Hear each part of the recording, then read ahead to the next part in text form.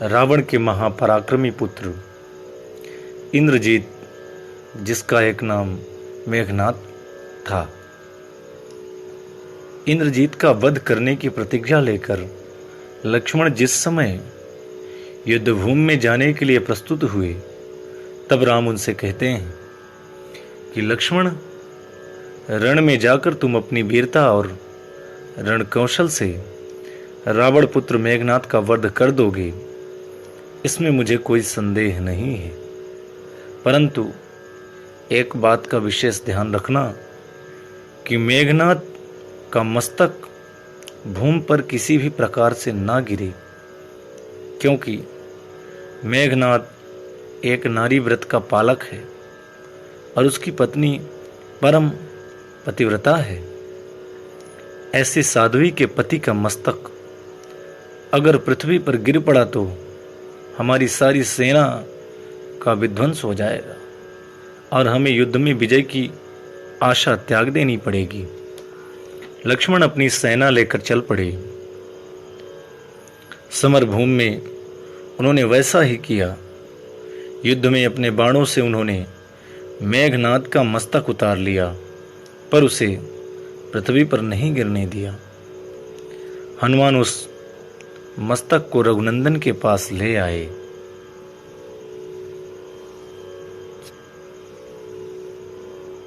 मेघनाद की दाहिनी भुजा आकाश में उड़ती हुई उसकी पत्नी सुलोचना के पास जाकर गिरी। सुलोचना चकित हो गई। सुलोचना वासुकी नाग की पुत्री और लंका के राजा रावण के पुत्र मेघनाद की पत्नी थी। दूसरे ही क्षण अत्यंत दुख से कातर होकर विलाप करने लगी, पर उसने भुजा को स्पर्श नहीं किया। उसने सोचा, संभव है यह भुजा किसी अन्य व्यक्ति की हो। ऐसी दशा में पर पुरुष के स्पर्श का मुझे दोष लगेगा। निर्णय करने के लिए उसने भुजा से कहा, यदि तू मेरे स्वामी की भुजा है तो मेरे पतिव्रत की शक्ति से युद्ध का सारा वृत्तांत लिख दे। भुजा में दासी ने लेखनी पकड़ा दी। लेखनी ने लिख दिया, प्राण पिए, यह भुजा मेरी ही है। युद्ध भूमि में श्री राम के भाई लक्ष्मण से मेरा युद्ध हुआ। लक्ष्मण ने कई वर्षों से पत्नी, अन्न और निद्रा छोड़ रखी है। वे तेजस्वी तथा समस्त दैवी गुणों से संपन्न हैं। संग्राम में उनके साथ मेरी एक नहीं चली। अंत में उन्हीं के बाणों से विद्ध होने से मेरा प्राणांत हो गया। मेरा शीश श्री राम के पास है। पति की भुजा लिखित पंक्तियां पढ़ते ही सुलोचना व्याकुल हो गई।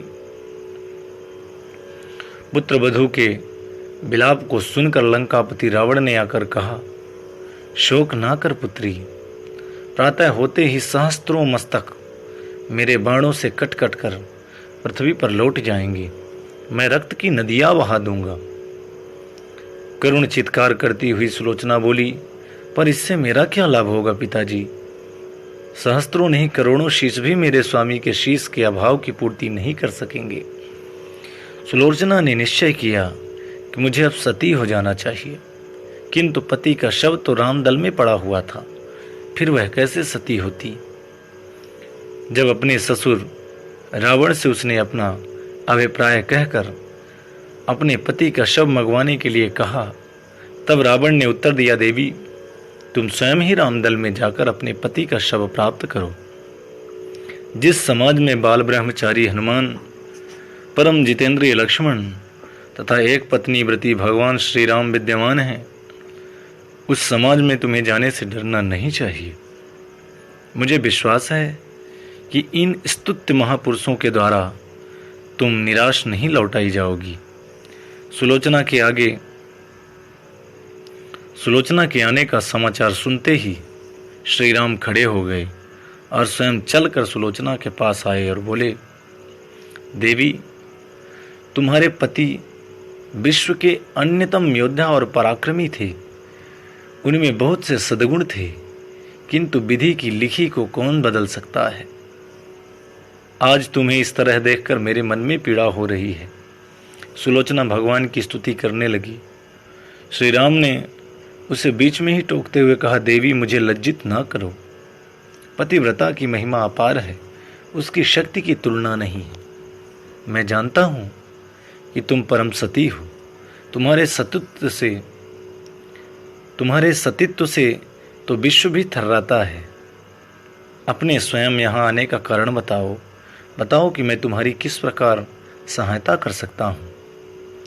सुलोचना ने अश्रुपूरित नयनों से प्रभु की ओर देखा और बोली, राघवेंद्र, मैं सती होने के लिए अपने पति का मस्तक लेने के लिए यहाँ पर आई हूँ।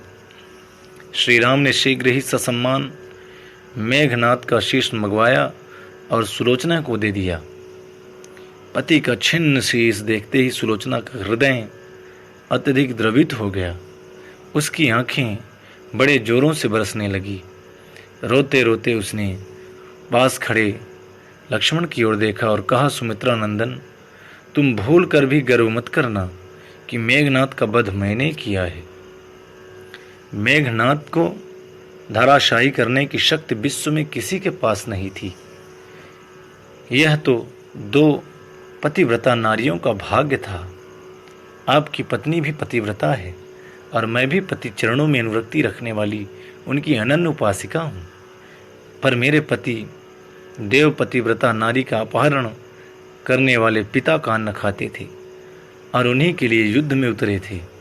इसी से मेरे जीवन धन परलोक सिधारे। सभी योद्धा सुलोचना को राम शिविर में देखकर चकित थे। वे यह नहीं समझ पा रहे थे कि सुलोचना को यह कैसे पता चला कि उसके पति का शीश भगवान राम के पास है। जिज्ञासा शांत करने के लिए सुग्रीव ने पूछ ही लिया कि यह बात उन्हें कैसे ज्ञात हुई कि मेघनाद का शीश श्री राम के शिविर में है। सुलोचना ने स्पष्टता से बता दिया कि मेरे पति की भुजा युद्ध भूमि से उड़ती हुई मेरे पास चली गई थी। उसी ने लिखकर मुझे बता दिया। व्यंग भरे शब्दों में सुग्रीव बोल उठे, निष्प्राण भुजा यदि लिख सकती है, फिर तो यह कटा हुआ सिर भी हंस सकता है।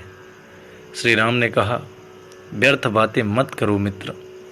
पतिव्रता के महात्म को तुम नहीं जानते। यदि वह चाहे तो यह कटा हुआ सिर भी हंस सकता है।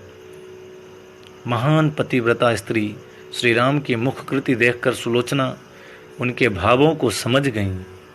उसने कहा, यदि मैं मन वचन और कर्म से पति को देवता मानती हूँ तो मेरे पति का यह निर्जीव मस्तक हंस उठे।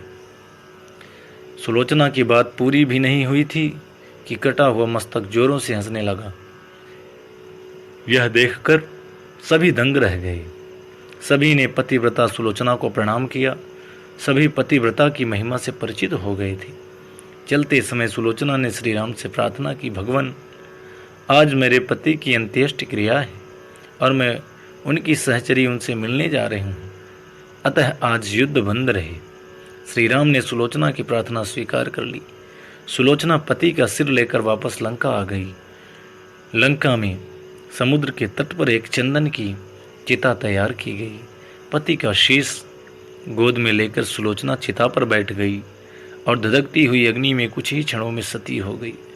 जय जय श्री सीताराम।